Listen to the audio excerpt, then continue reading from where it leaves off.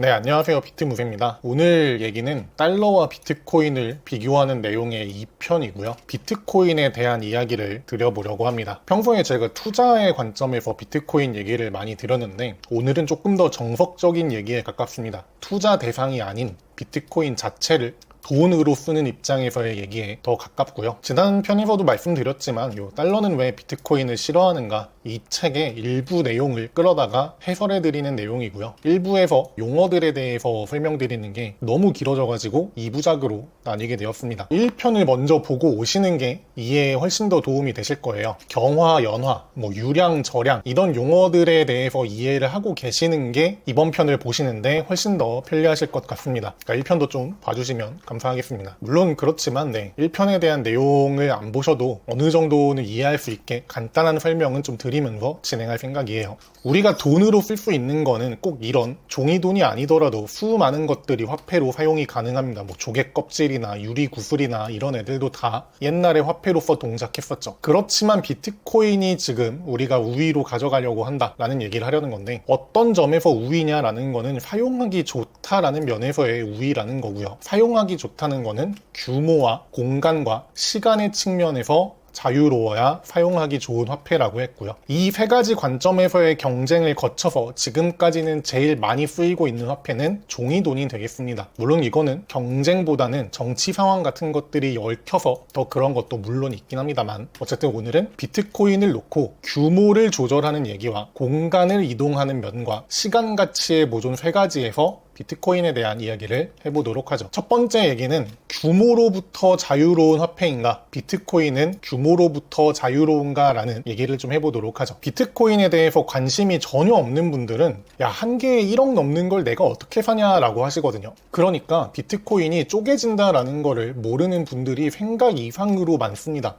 그리고 관심 없으면 모르는 게 당연한 것 같아요. 우리가 한 개, 두 개 이렇게 물건을 세지 0점 몇 개 이렇게 물건을 세지는 않으니까요. 근데 기본적으로 비트코인은 1억 분의 1개까지 쪼개지는 게 가능하도록 만들어져 있고요. 그렇게 쪼개진 조각을 우리는 사토시라는 단위로 나눠서 부릅니다. 그러니까 0.00000001개가 1사토시라는 거고요. 그러니까 비트코인 사실 때 제가 20만원치만 사셔라, 50만원치만 사셔라 이런 얘기 하는 것도 요 사토시 단위로의 구매를 이야기 드리는 게 되겠습니다. 근데 이게 1억 분의 1개로 쪼개지는 걸로는 모자라지 않나요? 라고 하는 분도 가끔 계시거든요. 사실 지금 1사토시당 1.6원 정도의 개념인데, 나중에 원화 가치가 더 하락하면은 1사토시가 10원, 100원 이렇게 간다라고 하면은 그보다 작은 돈은 어떡하죠? 라는 것도 이미 대응이 어느 정도 되어 있는 상태입니다. 라이트닝 네트워크라고 해가지고요. 좀 기술적인 용어로는 비트코인 위에 얹혀진 또 다른 네트워크, 레이어 2 이런 얘기 하거든요. 근데 지금은 그것까지 아실 필요는 없을 것 같고, 어쨌든 간에 비트코인에 좀 보완이 되는 네트워크를 쓰면은 이미 1억 분의 1개로 쪼개져 있는 한 개의 사토시도요,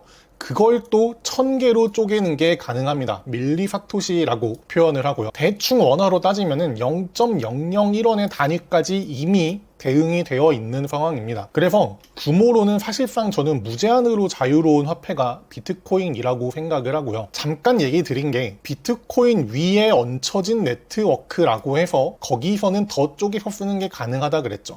이게 더 발전되고 더 얹혀진다라고 하면은 저는 밀리사토시 이상의 단위로도 쪼개는 것도 언젠가는 충분히 이론적으로 가능한 거 아닌가? 라는 생각도 갖고 있습니다. 그래서 진짜 무제한으로 자유롭다라는 표현이 저는 과언이 아니라고 생각하고 있습니다. 그래서 어쨌든 크고 작은 걸 쪼개는 데는 굉장히 용이하다라는 거고요. 두 번째 측면으로 얘기되는 거는 공간으로부터 자유로운가 라는 건데요. 그 중에 저는 보내는 속도에 대해서 좀 얘기를 하겠습니다. 비트코인이 네트워크를 타고, 그러니까 인터넷으로 돈이 오고 간다라는 거는 실물이 없다라는 얘기이기도 하고요. 그게 전송 속도의 측면에서는 엄청난 장점이죠. 인터넷으로 전기 신호만 보내면 되는 거니까요. 빛의 속도로 보내진다라는 게 큰 장점입니다. 근데 비트코인에 대해서 조금 잘 아시는 분들은 이런 얘기 하실 거예요. 아니, 블록이 만들어져야 최종 승인이 되는 거고, 그게 짧으면 10분, 길면 1시간 이렇게도 될 텐데 전송 속도가 빠르다고 하는 게 맞냐? 라고 얘기하실 수도 있거든요. 근데 이것도 라이트닝 네트워크에 대해서 조금 찾아보시면은 거의 보내는 즉시 가는 수준으로도 가능합니다. 그래서 저는 개인 거래는 결국에 라이트닝을 쓰는 게 일반화될 거라고 생각을 하고 있습니다. 우리가 지금은 그냥 일반 비트코인 네트워크에서 돈을 주고받고 있는데, 저는 그거는 나중에는 그냥 국가 단위의 돈이 오고 가는 큰 거래량을 처리하는 네트워크만 남을 것 같고요. 개개인이 뭐 예를 들면 커피 사 먹게 뭐 4,000원 낼게요 이런 거의 거래는 라이트닝 네트워크에서 이뤄질 거라는 의견에 굉장히 동의하고 있습니다. 어쨌든 간에 비트코인은 여러 가지 보완제, 특히 라이트닝을 통해서 전송 속도 측면에서도 굉장히 유리하다라는 거고요. 그 말은 공간을 넘나드는데도 굉장히 자유롭다라는 걸로 이야기를 하고 가겠습니다. 두 번째로 얘기 드리는 거는 큰 돈을 옮길 때 이동을 편하게 할 수 있는가라는 측면에서 기존 화폐들보다 압도적으로 편리하다라고 생각하고 있습니다. 비트코인은 그냥 단순하게 장부를 기록하는 거의 연속이거든요. 그래서 이 장부에다가 내가 비트코인을 1개를 보낼게요 라고 적는 거나 100만 개를 보낼게요 라고 적는 거나 거의 똑같은 기록입니다. 이것도 비트코인 자세히 아시는 분들은 뭐 UTXO에 따라서 조금 더 수수료가 든다 정도는 알 수도 있는데 일단은 저는 초보자 대상으로 말씀드리고 싶은 거라서 그 정도의 디테일한 얘기까지는 안 드리겠습니다만 어쨌든 간에 1개를 보내거나 100만 개를 보내거나 거의 비슷한 이동 편의성을 가지고 있다라고 보셔도 된다는 거죠. 이게 왜 장점이냐면은 여러분들께서 만약에 뭐 미국에 우리나라에서 맡겨둔 금을 이제 우리나라로 가져오고 싶다라는 상황이라고 금으로 가지고 예를 들어 봅시다. 그러면은 그 금은 1kg을 들고 올 거냐 뭐 100톤을 들고 올 거냐에 따라서 필요한 이동 비용이 아예 차원이 다른 수준입니다. 제가 이거 그림을 그냥 항공모함 편대 뭐 이런 거 찾아서 가져온 거거든요. 금 100톤을 싣고 오려고 하면은 정말 수없이 많은 공격에 대비를 해야 된다라고 생각을 합니다. 그래서 이 정도 호위 가지고도 저는 부족하지 않나 라는 생각이 있거든요. 비트코인 100만 개 보내는 거랑 금 100톤 보내는 거랑은 이동 비용이 아예 차원이 다르다라는 거예요. 그래서 공간으로부터 자유로운가라는 거는 금보다도 더 자유롭다라고 이야기 드리고요. 그래서 비트코인이 이동 편의성, 즉 공간으로부터 자유로운가라는 면에서도 엄청나게 좋은 화폐다라고 이야기 드리고 싶습니다. 마지막 측면으로 얘기를 해볼게요. 비트코인은 시간으로부터 자유로운가? 다르게 말하면 오래 들고 있어도 가치가 보존되는가라는 겁니다. 원래 시간 측면에서는 두 가지를 따져야 되거든요. 하나는 썩지 않을 것인가, 두 번째가 너무 흔해지지 않을 것인가 요 얘기인데 비트코인은 실물이 없다라고 했잖아요. 그거는 마찬가지로 썩지 않는다는 면에서도 엄청나게 강점이고 그냥 영구적으로 내구도가 유지된다고 봐도 되겠죠. 인터넷 네트워크만 살아있다라고 하면은 비트코인은 사라지지도 않고 부패하지도 않습니다. 그래서 말씀드리고 싶은 거는 지분 희석이 얼마나 방어가 되느냐라는 측면으로 이야기 드릴게요. 그래서 이거를 얘기하는 게 저량 유량 비율이 높아야 지분 희석이 안 된다라는 얘기를 1편에서 자세히 설명을 드렸죠. 법정화폐, 지금 우리가 모으고 있는 달러나 원화 같은 종이돈들은 이 분야에서는 굉장히 방어가 안 된다라는 게 일부의 결론이었고 금이 원래는 이 분야에서 그동안 인류의 역사상 최고의 시간이 지나도 가치 보호를 잘해주는 화폐로 동작을 했다라고 그랬죠. 근데 여기 측면에서 금보다도 훨씬 더 지독하게 방어가 되는 게 비트코인입니다. 그래서 저처럼 이제 비트코인 모아야 돼요 라고 생각을 하거나 주장하는 사람들은 일단 인플레이션부터 얘기를 하는 게 이 측면이라고 보셔도 됩니다. 저량 유량 비율, 저장된 양과 유입이 되는 양의 비율을 두 가지로 따져봅시다. 지금까지 저장된 채굴된 양은 한 2천만 개쯤 된다라고 치고요. 남은 100만 개가 이제 앞으로 채굴이 될 거란 말이죠. 그게 신규로 들어오는 유입량과 그리고 저장되어 있는 거를 갖다 써서 소진되는 유출량이 둘 다 적어야 시간이 지나도 가치가 보존된다라고 이야기 드렸습니다. 그래서 들어오는 것과 나가는 유량은 적고 고여있는 저량은 많아야 된다라고 그랬죠. 좀 따져봅시다. 신규 비트코인이 유입되는 거는 굉장히 강력하게 통제가 되고 있고요. 이거는 반감기라는 개념으로 이야기가 되고 있습니다. 원래 이제 10분마다 블록이 하나씩 생성이 되면서 그 블록이 생성될 때 보상으로 비트코인이 지급되는 게 채굴이란 말이죠. 대충 10분마다 비트코인이 몇 개씩 새로 유입된다라고 보시면 되는데요. 그 유입되는 수가 4년마다 절반으로 줄어듭니다. 그래서 그거를 반감기라고 부르고 있어요. 지금 같은 경우에는요, 한 10분마다 3개 정도, 뭐 3.125개인가? 이 정도가 신규로 유입되고 있습니다. 근데 제가 아까 2천만 개 정도는 이미 채굴이 되어 있다라고 그랬죠. 10분마다 2천만 개 들어있는 거에다가 3개 더 한다고 해봐야 바다에다가 물 찔끔 붓는다고 여기 바다에 영향이 가나요? 거의 없는 수준이잖아요. 그런 정도라고 생각을 하시면 되겠습니다. 그리고 지금은 3개씩 들어오는데 2028년부터는 여기 3개에서 반으로 줄어듭니다. 대충 1.5개 정도고요. 또 뭐 한 2032년인가요? 그때부터는 1.5에서 반으로 줄어드니까 0.7개인가요? 대충 그쯤인 것 같죠? 0.75개 정도 되겠네요. 그래서 이 정도로 계속 신규 유입량이 반토막 나면서 기존 저량 대비 유입량의 비율이 엄청나게 줄어들게 됩니다. 그리고 이게 계속 가다가 2100만 개가 채굴이 된다라고 하면은 더 이상은 신규 유입이 아예 없게 됩니다. 채굴이라는 게 아예 종료된다라는 거예요. 달러는 발행량이 무제한입니다. 그것도 엄청나게 빠르게 늘어나고 있죠. 그거에 대비해서 제일 큰 차이점이 반감기와 전체 채굴량의 끝이 있다라는 게 달러 대비 제일 큰 차이점이다라고 이야기 드립니다. 한 가지 더 말씀드리고 싶은 거는 유입되는 속도도 통제가 됩니다. 제가 아까 얘기했던 게 10분마다 3개쯤 들어와요 라고 그랬잖아요. 블록이 생산되는 시간이 대충 10분 정도 걸리기 때문이거든요.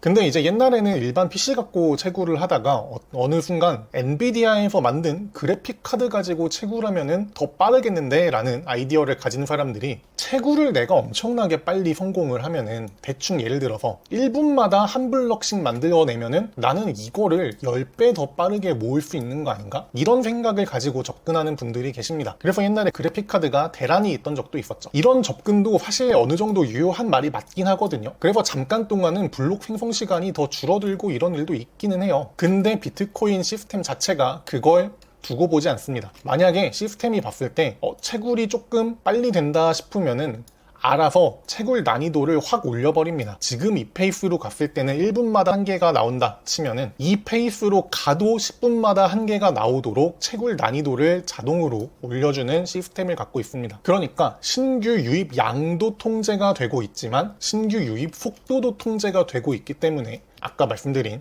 이 저량 유량 비율이 거의 완벽하게 통제되고 있는 화폐가 비트코인이다 라는 거고요. 그 말은 시간이 지나도 가치 보존이 엄청나게 잘 되는 화폐가 비트코인이다 라고 얘기 드립니다. 이거 금을 가지고 조금 얘기 드리면요. 금은 1년에 저장된 양 대비 유입되는 양이 한 3% 정도 된다라고 하거든요. 이 3%씩 늘어난다, 유입이 있다라는 거는요. 대충 한 50년 정도 지나면은 거의 3배 정도 된다라고 합니다. 그래서 금도 50년마다 3배씩 늘어나는 마당에 비트코인은 2100만 개를 끝으로 더 이상 늘어날 수 없다라는 점에서도 금보다 비트코인이 더 시간이 지나도 가치 보존이 되는 측면에서 훨씬 더 우월한 화폐다라는 논리이기도 합니다. 그리고 빠져나가는 양이 없다라는 것도, 소진되는 수량이 없다는 것도 유량을 줄여주는데 큰 역할을 하죠. 비트코인 어디다 쓰나요? 라는 질문 많이 하시는데요. 그게 사실 비트코인의 진짜 가치라고 이야기를 합니다. 소진되는 일이 없다라는 거는 아까 봤던 그림에서 빠져나가는 양이 없기 때문에 저량이 많도록 유지되는데 크게 기여한다라는 거예요. 잃어버리는 코인들은 실질적으로 사용이 불가능하기 때문에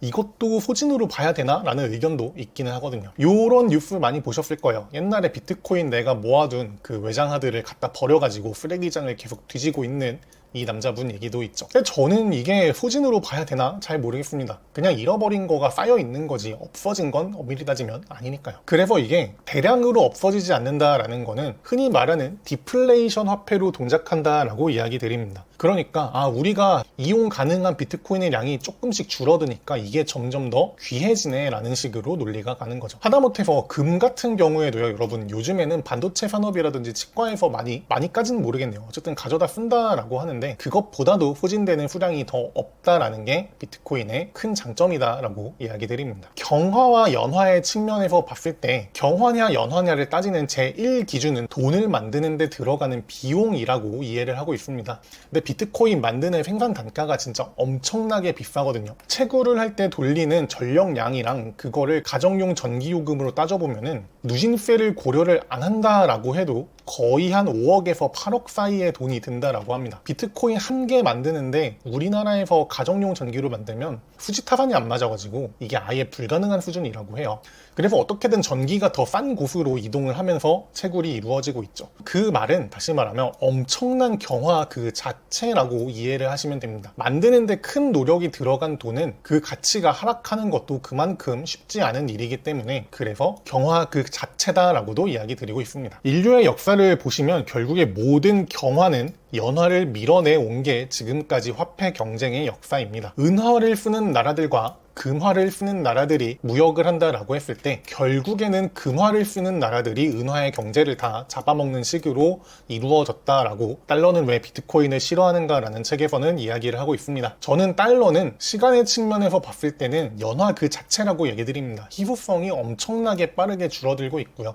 그 자리를 경화인 비트코인이 결국엔 대체할 거다라고 하는 게 제가 비트코인을 투자가 아닌 화폐를 모으는, 그러니까 저축을 하는 측면에서 하는 생각과 이야기가 되겠습니다. 오늘의 결론으로 저는 비트코인 이상 가는 화폐는 없다라고 이야기 드립니다. 규모와 공간과 시간 세 가지 모든 측면에서 가장 훌륭한 화폐라고 비트코인을 이야기 드리고 있고요. 저의 상상과 그리고 피아트 스탠다드라는 책에서도 이야기해주는 내용은 스테이블 코인이나 CBDC의 단계를 거쳐서 비트코인 본위제를 거쳐서 비트코인이 화폐가 되는, 그 자체가 화폐가 되는 날이 올 거라고 이야기를 하고 저도 이 뷰에 매우 동의하고 있습니다. 비트코인 자체가 화폐로 쓰이는 날이 올 거라고 생각하고 있고요. 그거를 비트코인 스탠다드라고 많이 부르고 있습니다. 달러는 왜 비트코인을 싫어하는가 라는 책의 영어 제목이 비트코인 스탠다드인 이유도 비트코인 자체가 화폐로 쓰이는 날이 올 거라는 이야기를 하기 때문이라고 보시면 될 것 같아요. 그래서 어떤 화폐를 모으느냐에 따라서 여러분들의 미래의 부가 결정된다라고 이야기 드리고 싶습니다. 아까 얘기 드린 것처럼 금화와 은화를 쓰는 경제체제가 만났을 때 결국엔 은화를 밀어내고 금화가 상대적으로 자리를 잡아낸 것처럼 달러와 비트코인이 만났을 때 우리는 비트코인을 채택을 하는 게 우리의 미래에 더 유익할 거라는 게 저와 비트코인을 모으는 사람들의 생각이 되겠습니다. 그래서 오늘은 투자로서의 이야기는 전혀 아니고요. 정말 비트코인을 화폐로 보는 측면에서의 이야기들을 드려봤습니다. 이게 사실 정말 비트코인의 의미라고 생각을 하고요. 아직 투자 단계에 머물고 있는 분들이 계시다면 오늘 소개드렸던 이 책 진지하게 다시 한번 읽어보시기를 권하면서 오늘의 말씀은 여기서 마무리 드려보려고 합니다. 긴 얘기 들어주셔서 감사드립니다. 그러면 오늘도 비맨 감사합니다.